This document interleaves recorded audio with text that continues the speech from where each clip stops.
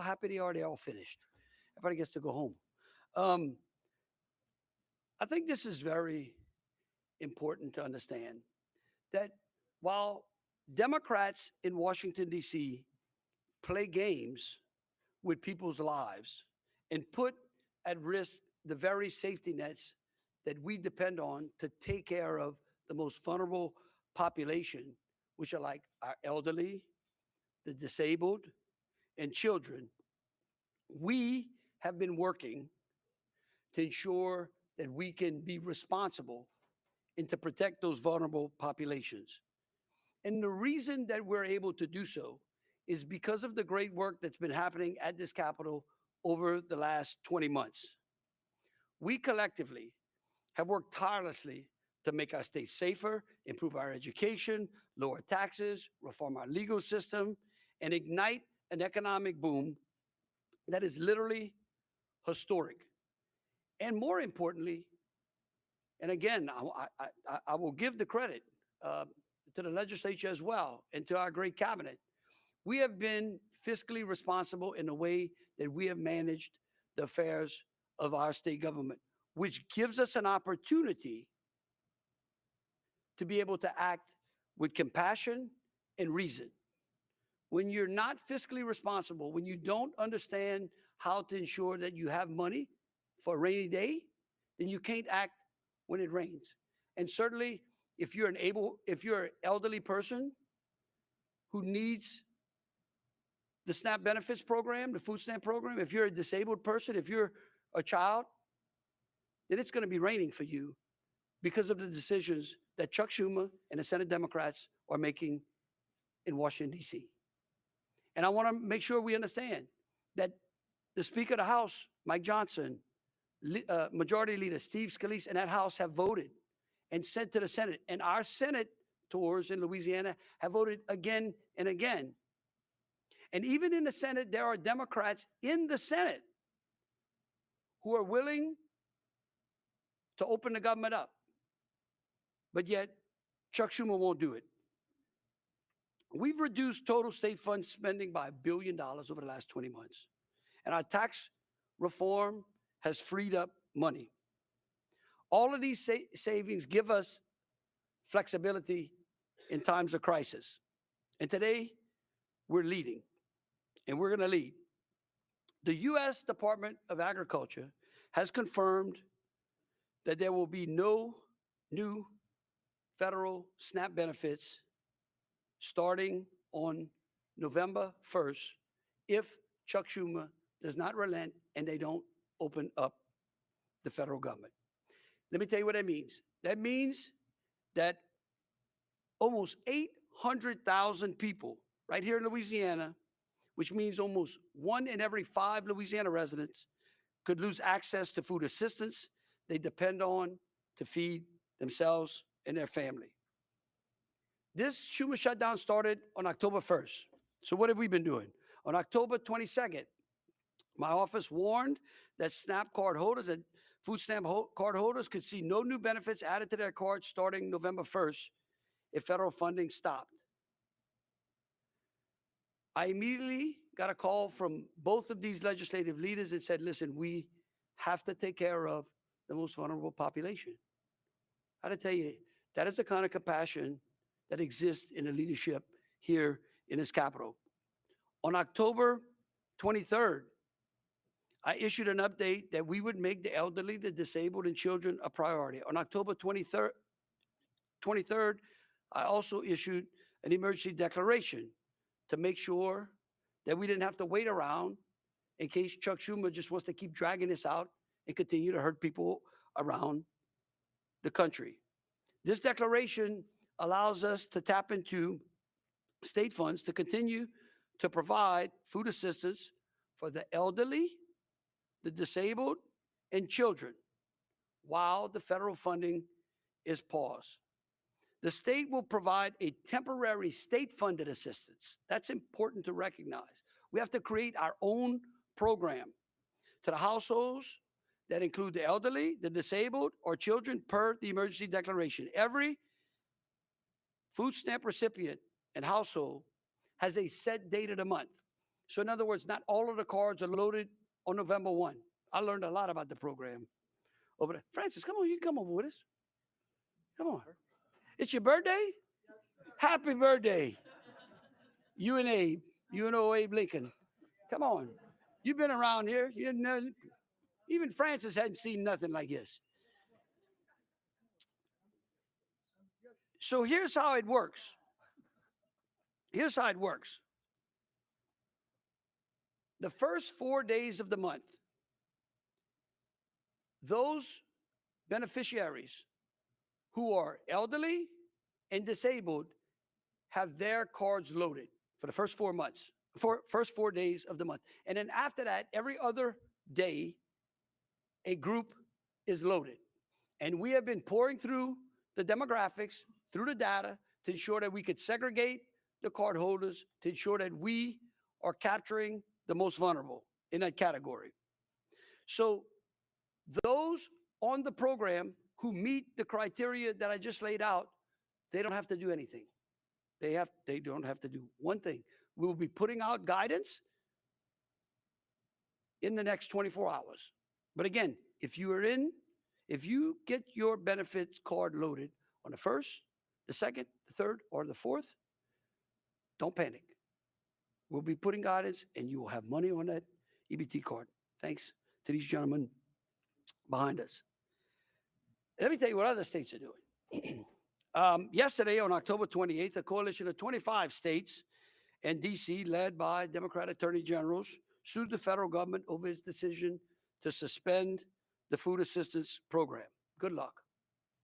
Be interesting. Don't think they're going to make it, but that's what they're doing. States like Virginia are being responsible. I think you'll see other states that are in the same types of positions that Louisiana is, that have been fiscally disciplined, will be able to take care of their population. So we'll see. But what we're not going to rely on is Washington, D.C. anymore. But I think this is important to understand. Look, the great economic boom that's going on right now, literally just hot off the press. It's a great one. Hot off the press. Louisiana right now currently has over 100,000 new job opportunities. 100,000 new job opportunities. And which means that per capita, the state of Louisiana is leading the country in job opportunities. So my message to able-bodied people, okay, who may not be employed, but who have been utilizing this program, that you should go out and search for one of those jobs. And you can go to our workforce. I know we got a workforce website. Our workforce website, Louisiana's workforce website, you can go and you can access information there. So I would encourage you to do that. I would also encourage able-bodied people to start to lean in on food banks. And of course, those Louisianians out there that have the ability to help us, we're going to start to talk about filling our food banks, because again, what we're doing today is not sustainable. There will come a point in time where we not be able to load those cards. And so we want to be able to prepare for that as well. We're going to prepare for the worst, and we're going to hope for the best. We're not going to hope for the best. You should call, oh wait, I got it right here. LouisianaWorks.net. LouisianaWorks.net. And so we want people to seek out those job opportunities, great paying jobs, unbelievable. So let me be clear again, our priorities are very specific. We are going to protect the most vulnerable population in Louisiana, which is our kids, our elderly, and the disabled. And I really am proud of our great state, because you know what? We're going to do something. We're going to lead the nation in the way we take care of people. It's evident that the Democrats in Washington, D.C. are incapable of taking care of the American people. It's really sad. But I certainly hope that they can come to some understanding. I hope that Mike and them are successful in that. And and with that, I'd like to turn it over to Senate President Cameron Henry, who has a few words as well. Cameron. All right. I didn't know I had a few words, but I'm happy to happy to give you the progress. Look, we made a great step for Louisiana today. If you listen to the speech I gave on the floor today, we addressed members' districts, both Republican and Democrat, each having the same number of a significant number of recipients and beneficiaries in their districts. I think it was a great bipartisan measure that probably the folks in D.C. should pick up on sometime sooner or later to get things moving across our country. Great working relationship with the speaker and his team. It was as pleasant of a session as it could be. And really, I was glad we were in because I think being able to address this SNAP program quickly and efficient like we did to make sure that those cards are loaded on November 1st is a great step for Louisiana. And I imagine other states will probably take note of our ability to get this done in the manner in which we did it, in the bipartisan manner. So I'm proud of both the House and the Senate and all members for taking care of this. And I appreciate the governor's leadership. Yeah, so for me, I feel like when I got the call and saw the post about what was going on in DC and that our most vulnerable population was not going to be fed, it was something that it just didn't sit right. And my first call was to the governor and then, of course, to the Senate president. And it was easy for us to understand that we all wanted to accomplish the same goal, was to ultimately feed our elderly, our children, the disabled, those who greatly rely on SNAP benefits. And I know we heard a minute ago the governor say the progress that we've made over the last 22 months in this legislature with his leadership and the leadership of our Senate president and our great legislature that's been here. And it's because of the strides that we're making, we're able to do this today. It's very unfortunate what's going on in DC. It's something that I really can't understand, how people can't come together and take care of the business that our country desperately needs. But I want to thank our legislature for all the work that they've done. And Bruce has been phenomenal to work with. He's put together a program that I think we should all be very proud of and thankful for. So thank you all for being here today, and I look forward to continuing the progress that we're seeing across our state. Look, I think in closing, I want to echo again what Cameron said.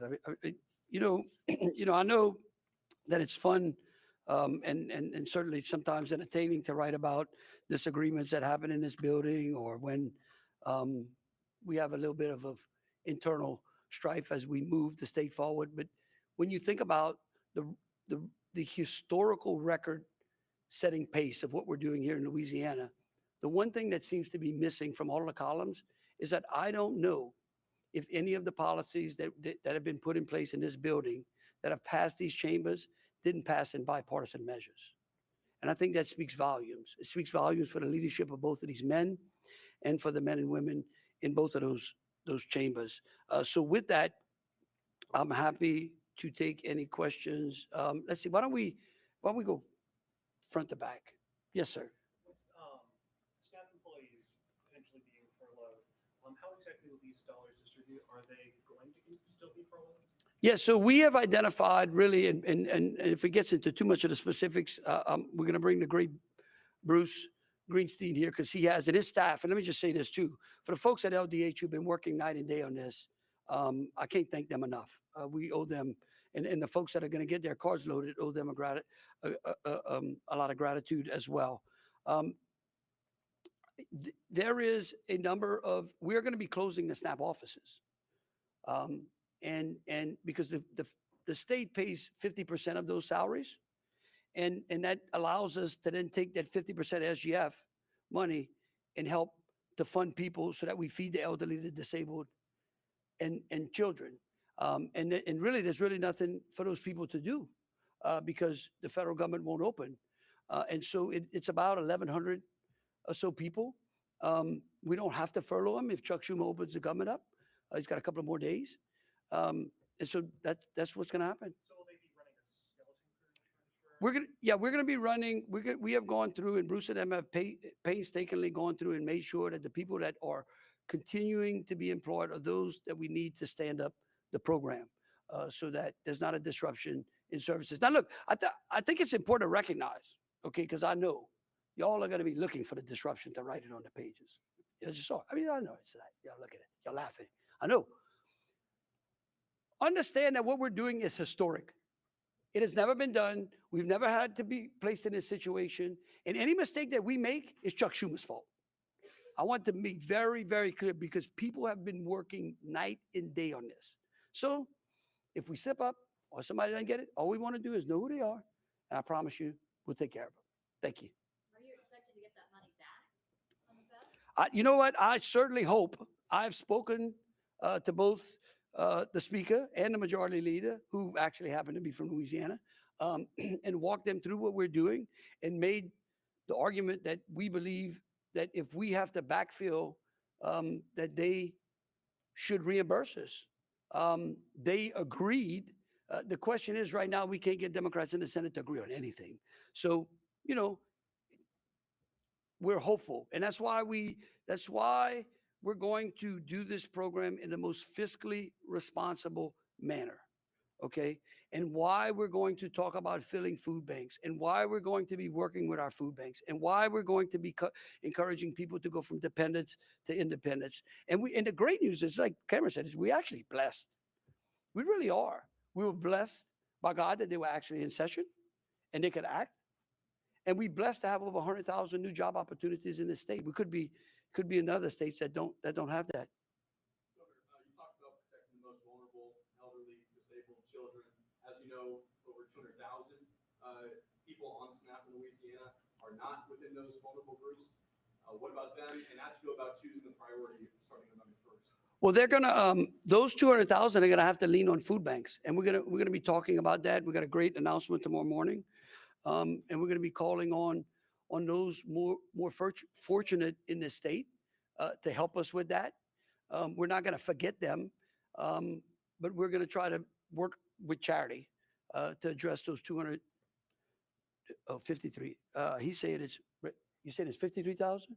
Yeah, it's not 200,000. It's 53,000 individuals or able-bodied adults who receive the benefits. And then how do you go about choosing the priority? What you mean? Priority for whose cars get loaded first? Well, it was easy. Yeah, it was easy. The system already, again, the good Lord, he's really helping us, probably because Philip prays so much for us. But the first 4 days are the elderly and the disabled. It's real easy to choose those. They're getting loaded up. Yep. How much money will this cost, and how will you ensure that it doesn't deplete any LBH programs? Well, that's a great question. Number one, this program in Louisiana cost fully funded. This is fully funded with the able-bodied group. Would cost us in 1 month of $147 million, which is part of the problem. I spoke to one of the governors of one of the other southern states. They only spent about 45, 50 million, right? So we've got a long way to go to get people from dependence to independence. And because of the work of these two men and their chambers, we will be able to utilize some of the rainy day funds. Look, we just had a $577 million surplus, and money's going into the savings, and those are great. And they've been great about being very fiscally responsible. So we have the money for the month. Governor, you spoke a bit about Louisiana's fiscal discipline. Do you feel that the state is in a different position from other states where governors haven't passed stopgap aid recently?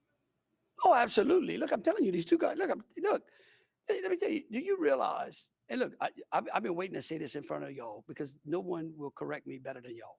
Okay? I don't know if in the last 3 governors prior to me that any of those governors went through a term without at least 1 year of fiscal instability. Right? You were there for Bobby. Okay? Let me tell you something. Do you realize what that means? Okay? Like, we will go 4 years, knock on wood, if we keep on our track, we will not have the fiscal instability that this state and our citizens have been used to. And doing that gives us the ability to do exactly what we're doing now. Yeah, separate topic. A lot of LSU folks are very happy about the Brian Kelly firing. Exactly what role did you play in that? Look, my role is about the fiscal effect of firing a coach under a terrible contract. Okay? All I care about is what the taxpayers are going to be on the hook on. I was also not happy with the fact that we were raising ticket prices while we were having a losing season. And we were paying a coach $100 million and we were not getting the results. Now, look, I have no animus against Brian Kelly. I don't dislike Brian Kelly. I've even dinner with him. But I think that it had gotten to the point, and I think they realized that, that the spirit of the team needed a change. And so that change was made. And we're going to move on. We got a lot of big things. We're without a president right now at LSU. And I'm hoping that the Board of Supervisors gets us one very quickly. Did you host a meeting at the governor's mansion on Sunday night about firing Brian Kelly? No, I hosted a meeting at the governor's mansion to talk about the legalities, to talk about the costs, to talk about who pays for it, to talk about what's the effect of it. And that is exactly what it was, a meeting to discuss the legalities of the contract. Thank you.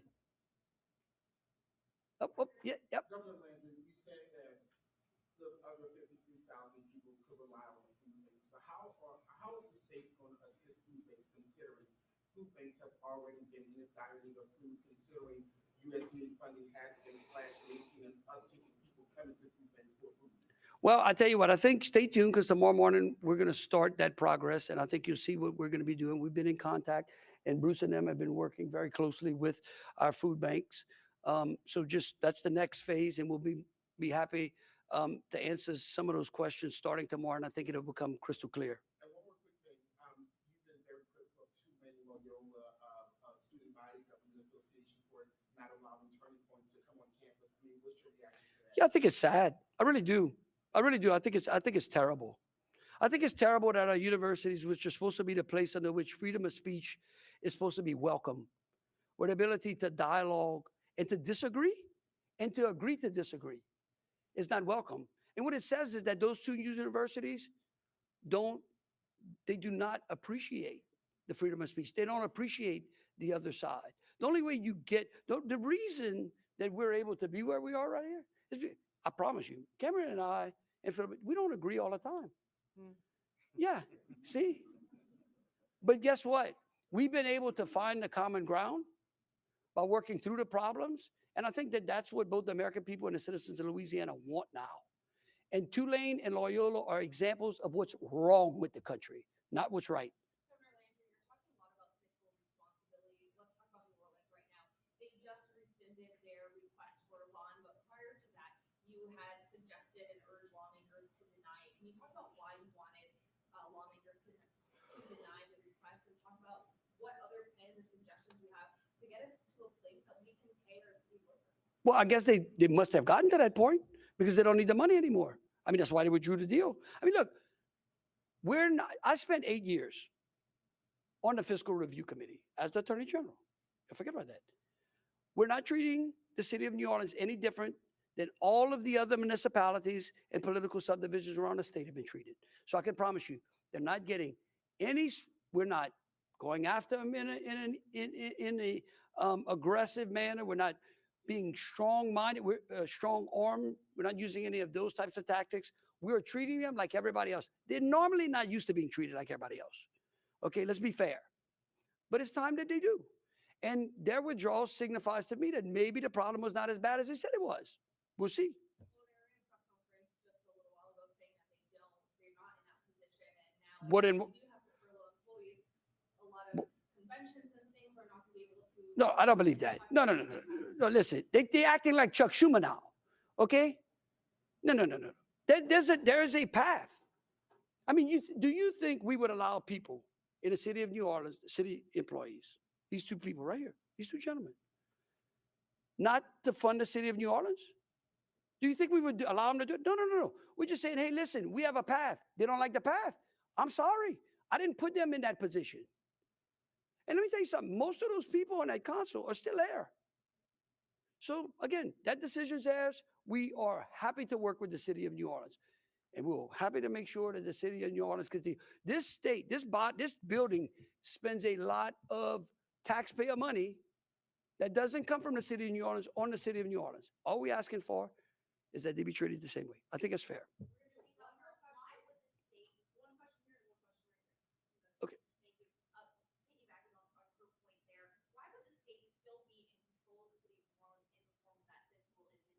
No, no. paid there if a loan from the state would be paid off in January. Well, because we don't know that. Listen, again, we're not treating them any different. All we're saying is that they go before the fiscal review committee and make the case that they don't need a fiscal administrator. And if your information is correct, maybe they can make the case to the treasurer, the AG, and the legislative auditor. Here's what y'all missing, okay? You're giving a tremendous amount of credence to things that are discredited. I thought they had $1 billion surplus just 6 months ago. Like their lack of preparedness doesn't constitute an emergency on our part. And so all we're asking them to do is go before the review committee and then lay the books out and to tell us how. And if those 3 people say, okay, yeah, then they send it to the bond commission and we make a decision. We are not being obstructionists here. We are giving them multitudes of paths to be able to get what they need. They just don't want it. I don't know what to tell you. Okay. Will you make sure the next contract for the next football coach at LSU is not ridiculous? And will you have something to do with the search for that guy? The first question is absolutely correct. We are not going down a failed path. And I wanted to tell you something. This is a pattern. The guy that's here now that wrote that contract cost Texas A&M $70-something million. Right now, we got a $53 million liability. We are not doing that again. And you know what? I believe that we're going to find a great coach. I mean, maybe we'll let President Trump pick it. He loves winners. You know, I'm not going to be picking the next coach. But I can promise you, we're going to pick a coach and we're going to make sure that that coach is successful. And we're going to make sure that he's compensated properly. And we're going to put metrics on it because I'm tired of rewarding failure in this country and then leaving the taxpayers on the foot, to foot the bill. So yeah, I absolutely.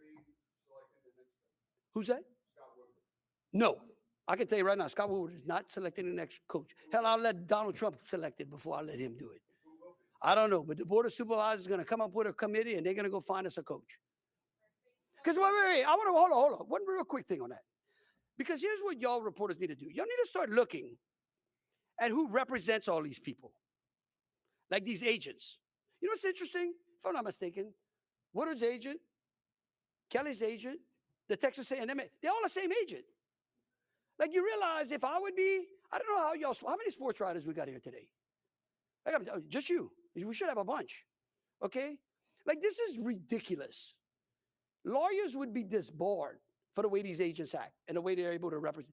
In fact, there's no doubt, they may even represent some of the players now.